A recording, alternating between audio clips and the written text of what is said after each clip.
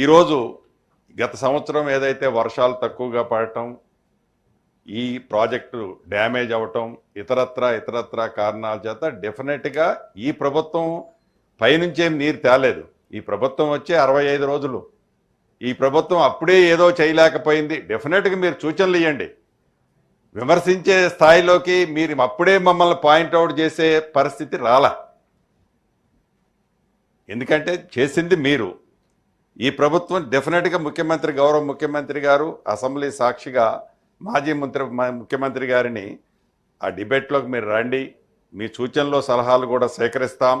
తప్పకుండా గత ప్రభుత్వంలో ఏదన్నా మీరు చేసినా ఇప్పుడు మేము ఏం చేయాలని మీరు సూచనలు ఇచ్చినా వాటిని స్వీకరిస్తామని గౌరవ ముఖ్యమంత్రి రేవంత్ రెడ్డి గారు సభా సాక్షికి కూడా ఆహ్వానించారు.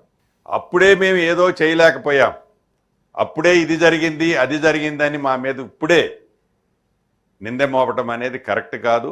కృష్ణా బేసిన్లో కట్టిన ప్రాజెక్టులకి కాలువలకి తుది మెరుగులు దిద్ది మేము నీళ్ళిచ్చామని గత ప్రభుత్వం చెప్పింది.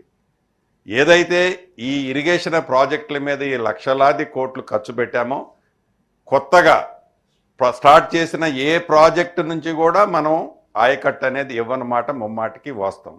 ఎస్, గొలుసుకట్టు చెరువులు ఏదైతే ఉన్నాయో కాకతీయుల కాలం నాటి చెరువుల్ని డెఫినెట్గా మీరు ఆనాటి చెరువుల్ని ఇంప్రూవ్మెంట్ చేశారు.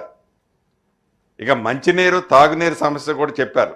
ఏదైతే డ్రింకింగ్ వాటర్ విషయంలో కూడా ఈనాడు ప్రత్యక్షంగా ఇవాళ మేము ఏదో మీరు చేసిన దాన్ని మేము ఇంకా డిస్టర్బ్ ఏం చేశాము చేయలేదు అనటం కాదు. ఏ గ్రామానికి వెళ్ళినా ఇంకా 35 to 40% హౌస్ హోల్డర్స్కి మంచినీరు మనం ఇవ్వలేని పరిస్థితి ఉన్నదన్నది నిజం.